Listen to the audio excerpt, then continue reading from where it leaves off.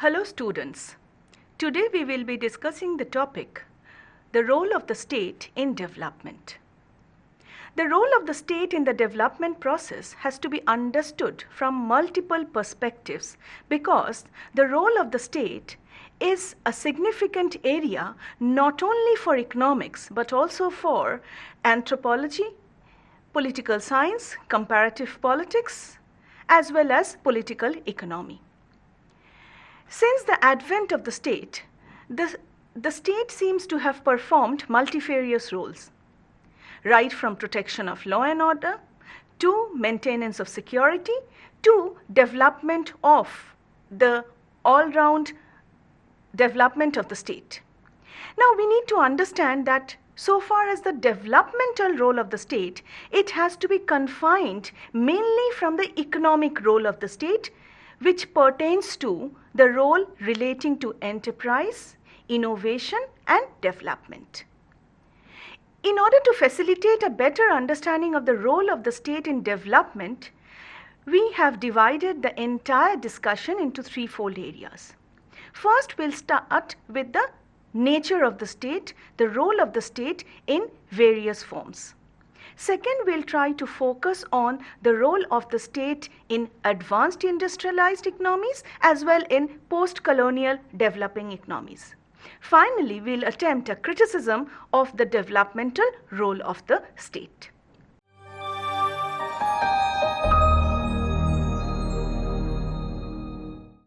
Now let us take the starting point as what is the state? What does it do? Why has it been created? Now the state, as it came about, it was created in order to provide for basic necessities to people living in the state. But then, if the population is so important, how do we define the state? Let us take on the most accepted definition of the state as provided by Max Weber. Max Weber provides that the state is a political community that monopolizes sovereignty over a territory and the legitimate use of force within its boundaries and claims authority over all the people in it. Therefore, an essential part of the state is territory, population, government and sovereignty. Now, the state, by taking into account the various forms of governments, attempts to play multifarious roles. Often it is believed that the term state, public administration, public management, governance are interrelated.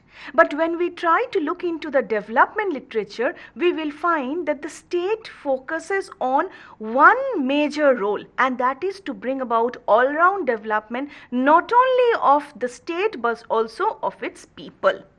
Now we need to understand that by the middle of the 20th century, most areas of the world were subject to states which claimed sovereignty, often by colonization or by conquest.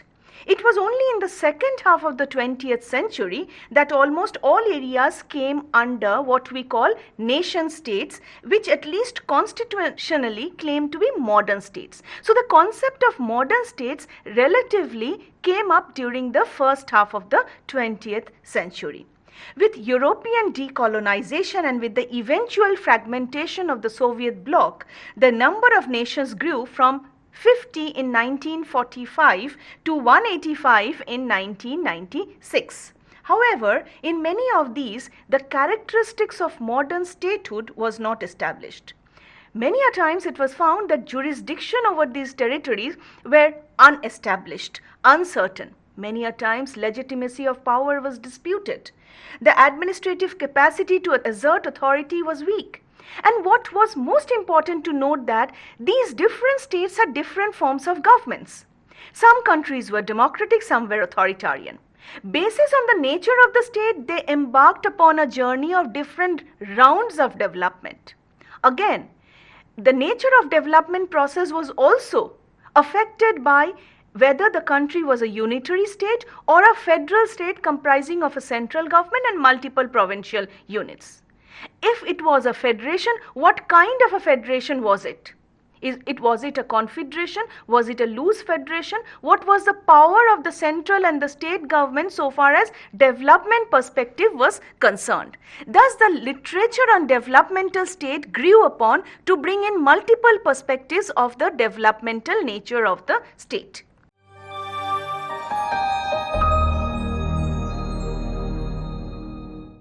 Now, we need to understand that the role of the state needs to be analyzed right from the days when we had absolute monarchical states. We also need to understand the question whether monarchical states emphasized on development or not.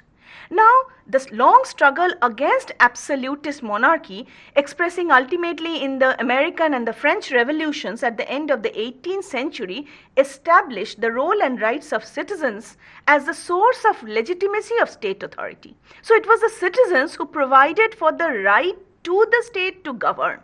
Not only that, there was an idea that there was a contract between the citizens and the government by virtue of which the government was endowed with certain rights and obligations to cater to the developmental needs of the citizens. Sovereignty and authority were seen to emanate from below rather than from God, as was established long ago by the divine right theory of the origin of state. However, we found that this transition from absolute monarchy to limited monarchy to democratic forms of government, we find different parameters of state development that also emerged. On the one hand, there was the Napoleonic Code, which became very, very popular. Now, this code provided for certain civil, criminal and educational functions of the state, which also established a comprehensive administrative apparatus which established the responsibility of the citizens to the state. And it was the responsibility of the state to cater to educational rights and protection of the civil liberties of the people. Here the state was seen to play a very, very important role in society, not only for people but also communities at large. On the other hand, if you look into the American Constitution, that sought to restrict the role of the state by creating a limited government. The American Constitution brought in the notion of limited government, separation of powers and system of checks and balances, by virtue of which the role of the state was minimized. Now, two things emerged from this discussion. One, an absolutist state wherein the state had complete control over all-round development. The second was a limited state where the state was supposed to just play a limited role in the lives of the citizens. Now, in the Anglo-American liberal view, the state is always at issue. The state is always a source of distrust. Its overextension can only be at the cost of the civil society, which was never liked by the citizens in most of the Western European states. Now, if you just look into this limited role of the state, this was well established by Adam Smith in his Wealth of Nations, when he spoke about the minimalist state. He also spoke about the fact that wealth and welfare was both dependent on the market. The state, therefore, should limit its duties and allow the market to perform its role. Now, as time passed by and with the elapse of centuries, we found that there was a change in the nature of the state in the West as well as in the Eastern European communist countries. The Napoleonic administrative model, which became popular, was at once copied and imposed on throughout the European and the Latin American countries during the 19th century.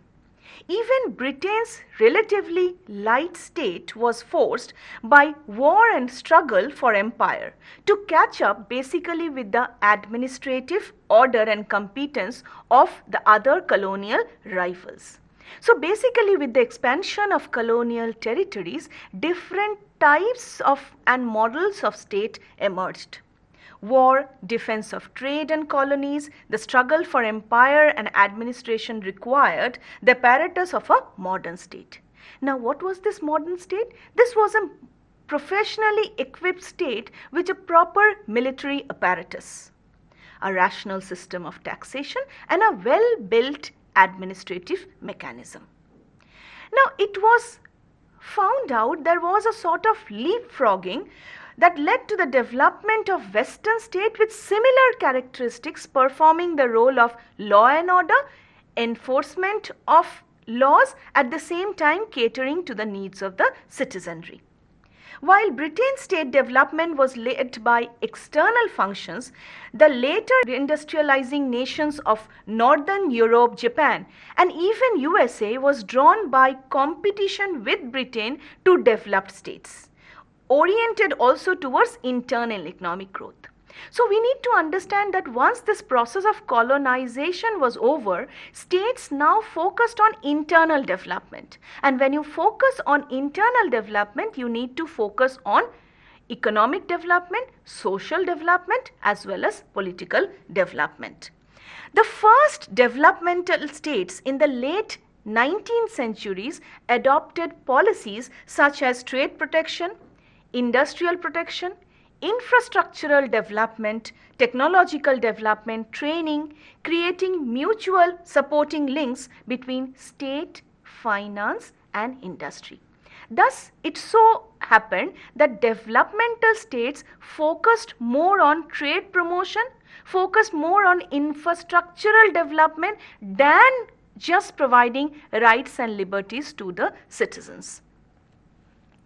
Now what happened was that the centralized bureaucratic expert state, which was described by Weber and which we studied at the beginning of this lecture, was at the beginning assumed to take on much better advanced role. So it was not just a police state, it became a welfare state, it became a development oriented state.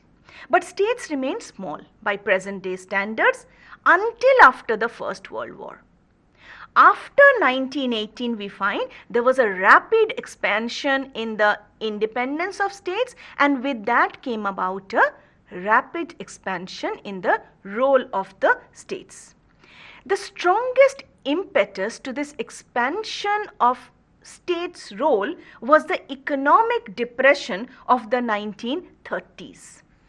Now, it so happened was that this economic depression served a lesson to industrializing countries that they need to create a buffer to prevent such sort of calamities and crises in the near future. So the state had to be strong enough to prevent such economic shocks happening within the country.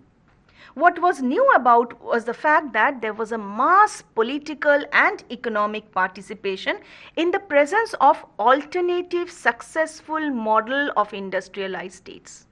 So what happened was that this developmental states gave way to industrialized states. There was a clear political need to find solutions which was perceived to be a result of market failure. So the state has to be strong enough to accept and create a buffer in the event of a market failure. So now we needed a strong state. A strong state was one which catered to the developmental needs of the market also. Accelerated by the demands of social and economic reconstruction after the Second World War period, the Western welfare states assumed responsibility for protecting the relatively poor in terms of providing social security, equalizing opportunities, providing better health standards, better educational services, creating state-owned enterprises to provide for social and economic infrastructure, as well as to ensure that the macroeconomic cycles were favorable. What happened as a result was that the state played a stronger role not just by protecting the market but also by nationalization of key industries. The state felt that it was a major role on the part of the state and the government to bring about a development paradigm change. Among the rich nations of the Organization for Economic Cooperation and Development, OECD, the public expenditure of the GDP increased on an average from 27% in 1960 to about 47% in 1985. At an international level, the International Monetary Fund and the World Bank was created in 1944 to manage monetary relations and trade imbalances between nations. So it was found out that developmental cost of the state will not just be handled by the state alone. Here we need to understand that external financial agencies also started playing a major role in advancing economic aid for the all-round development of the states. Now, state expansion was subject to different coalitions of ruling forces in the different industrialized nations of the world. However, without wishing to go about or creating an over-idealized vision of an advanced development state, it can be argued that it was responsive to local circumstances. So, the modern state was catering to the needs of the local people also, inclusive of the majority of the people, and it tried to bring about a well-established legal and administrative system, because it was found out that without a very strong legal and administrative machinery, the development needs cannot be fulfilled by the state. This was, of course, not true for state expansion everywhere. Now, we need to understand that the model of state building, the model of development was not uniform around the world. Different countries had different success stories. Countries which became independent after the Second World War led to an expansion in state-led activities. And post-Second World War, we find either states adopting a capitalist model or adopting a socialist model. This was partly a matter of policy transfer from more developed capitalist and socialist countries in their race to fill in the post-colonial vacuum. So therefore, we find that countries which were aligned with the capitalist nations, even though they were less advanced, less developed, they followed the capitalist path of development, and the same holds true for states which followed the socialist bloc. They brought about state-led development within their countries. Now, 20th century witnessed a massive extension of the role of the state in economic and social welfare development. Aid programs and academic advisors propagated the idea of the state bureaucrats as the leading agent in bringing about a transition of what was then known as modernization. So the bureaucrats and the civil servants was considered to be the leading change makers. This was particularly important in post-colonial countries embarking on a race for state-led development. The advice of aid agencies and loans from multinational economic institutions favored large-scale projects of industrial and agricultural development, which definitely required government involvement. So what happened was that whenever the International Monetary Fund or the World Bank was providing loans and aids, they wanted the state to be the guarantor in this entire development process. On the side of the new political elites, the idea of state-led development was definitely extremely attractive. It apparently offered a way of satisfying popular expectations and demonstrated a concern for social justice and development. So here what we find that the state was performing a dual role. State was providing developmental needs. At the same time, the state was also fulfilling the needs of social security and social justice. In other words, state welfare entwined within itself concepts of development and social justice.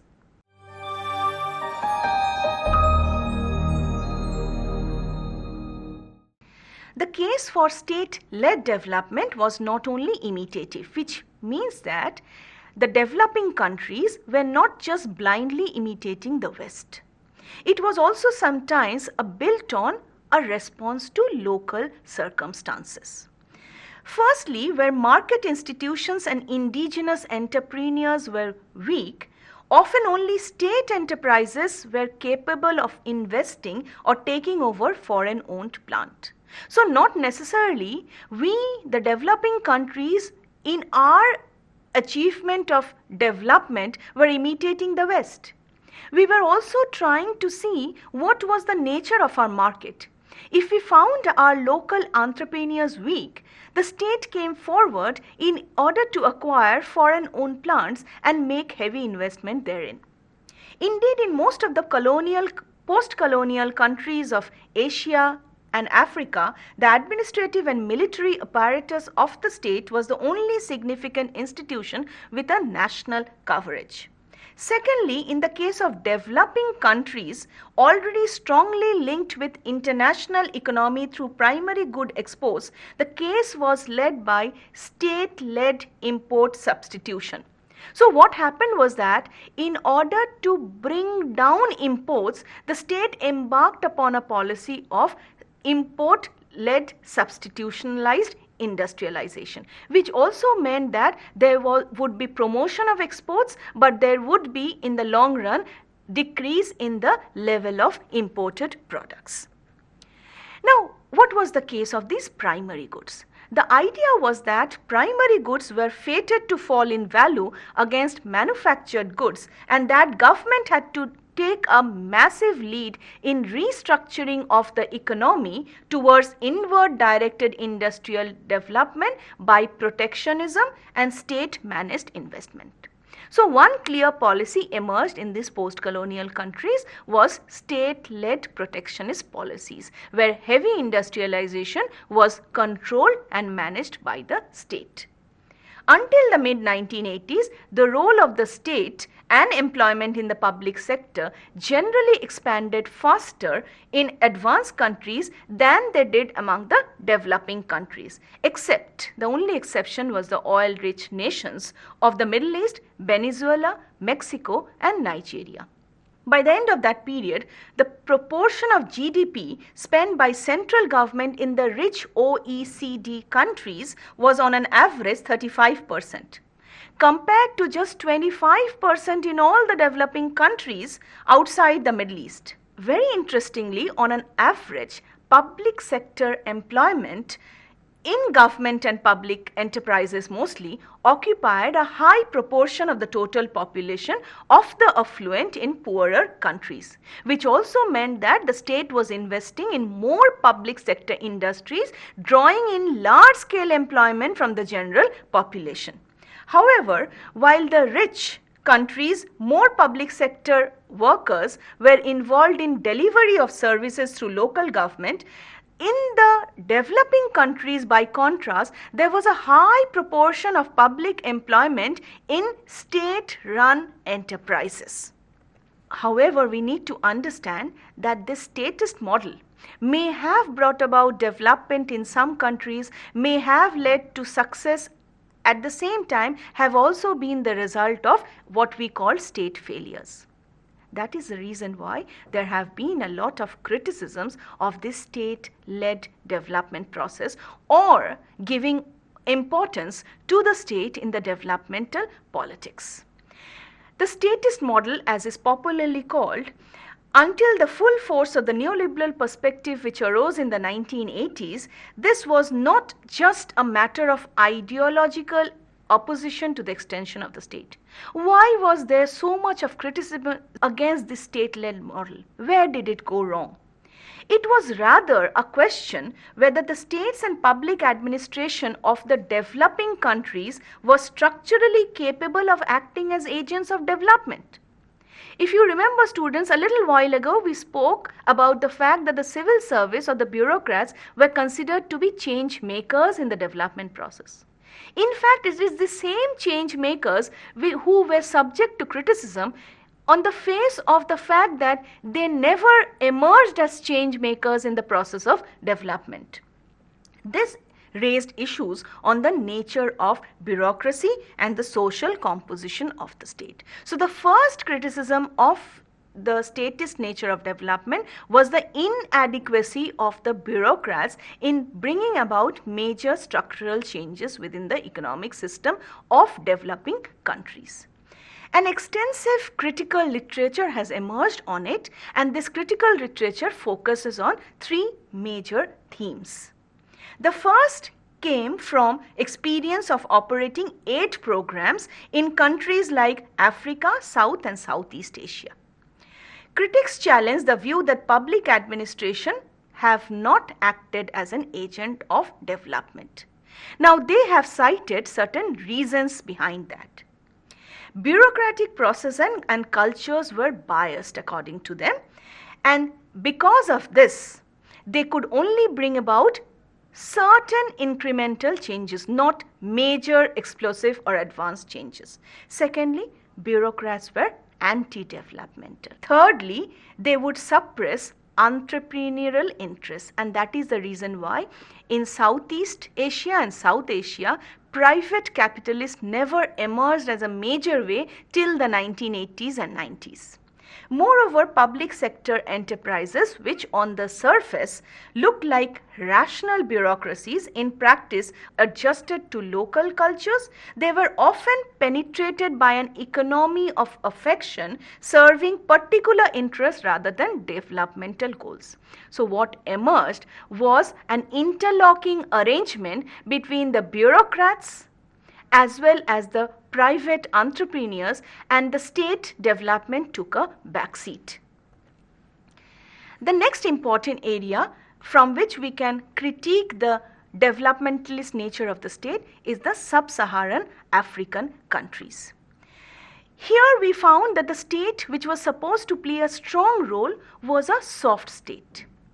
Gunnar Myrdal had analyzed in detail about the softness of the state, which he calls to be a weak state or weakness of the state, in which the state apparatus maintains only a tenuous hold over society, lacking legitimacy, and therefore it does not have the capacity to have an authoritarian assertiveness over local or societal forces. And since the state is weak, automatically we have social forces coming up over the state, thus undermining the developmental parameters of the state. This is often associated with patriarchal, personal and patrimonial rule of the rulers, which we also popularly call to be dynastic rule. Thus we find that this dynastic politics also played a major role in undermining the developmental narrative of the state. The third theme which emerged from neo-Marxian and dependency theorists saw the apparatus of the state as being subordinated to non-national interests. They are referring to the subordination before international capital. This approach was used to explain the rise of various forms of authoritarian rule in the 1970s. For example, bureaucratic authoritarianism in Latin America and the post-colonial overdeveloped state in South Asia and possibly East Africa. The neo-Marxists have often analyzed the Indian state to be an overdeveloped state. Hamza Alavi is of the view that the Indian state already had an overdeveloped state apparatus by virtue of which the state could not bring about overall development within the different or controlling the different external forces. Far from being an agent of development, state was now seen as an agent of underdevelopment or distorted development. By the end of the 1970s, with international recession, growing national debt in Latin America and Africa, and widespread military regimes, there was deep pessimism about the scope of development and skepticism about the role of the state in the developmental narrative. Now let us come to developing countries and the state narrative here. Two way forward became very evident in the 1980s.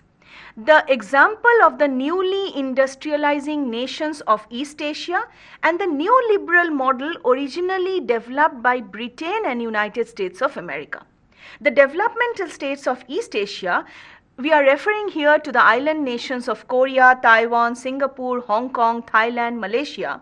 These East Asian newly industrializing countries, which in the economic literature is being referred to NIC, demonstrated, contrary to the left radical thinking of the 1970s, that it was possible for poor nations to develop a sustained and inclusive way while engaging with the international economy. Contrary to the right liberal thinking of the 1980s, they also showed that governments could play a positive role in bringing about economic and social development. The newly industrializing countries found out and provided the view that it was possible to break with import substitution industrialization and shift to export oriented industrialization. The limitations of the import substitution model can be seen from the Indian or the Brazilian or the Argentinian experience. Both were associated with state planning, protection of certain industries for competing, rationalizing foreign exchange, licensing and bureaucratic controls. We can also say from the Indian experience that the license permit Raj or the excess bureaucratic control did not lead to desired results of success in the state-led development process. In the Indian democratic case, as I just said, protectionism included restriction of foreign investment and widespread subsidy or patronage to groups with political voice.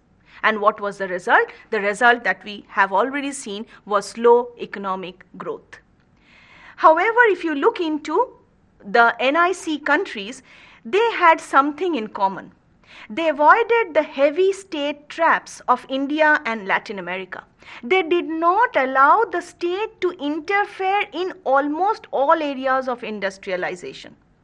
State administrations had authority and organizational capacity to give direction to market development.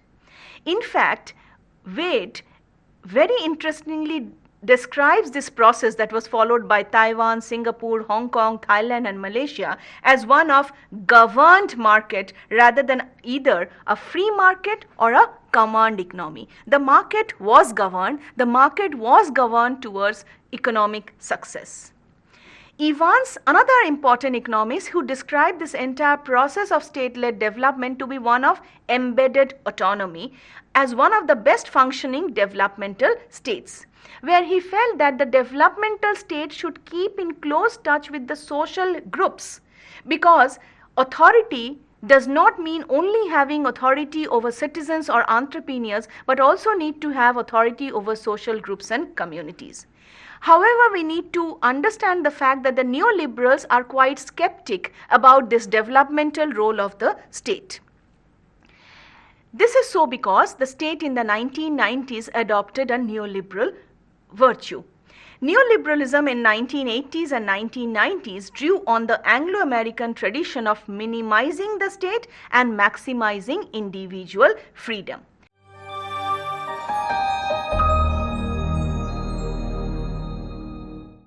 After the collapse of the socialist model in the 1990s, it was applied across the globe, where he felt that the state should minimize its role and the market should be given a free hand. But yes, it does not mean that the state will wither away. There should be a reconceptualization of the role of the state so far as the development process is concerned. And what was the role of the state? The role of the state should be a facilitator and regulator.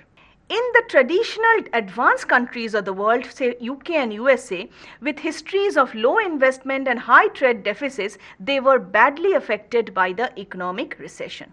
The United Kingdom experienced the first structural adjustment program when it tried to take about a loan from the International Monetary Fund in order to tide over the crisis. Thus, we find that structural adjustment programs became a major game changer so far as the developmental role of the state is considered.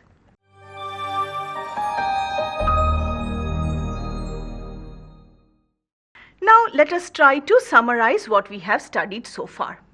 When we are trying to analyze the role of the state, first comes in the question of who is the owner or what is the ownership. The withdrawal of governments from intervention, control, public ownership can be seen as a necessary adjustment to this entire process. We also need to understand the fact that there is a question of uniformity of application. There is no single clear-cut formula which can be applied to all states around the world. So different states, whether advanced or developing, have to follow different formula in order to bring about development within the boundaries. Thirdly, we need to understand that adjustment have to be implemented in such a way that it balances the different forces of development and welfare. Quick economic policy changes affecting consumption, distribution of income, though have been made by states, but does not always lead to success stories.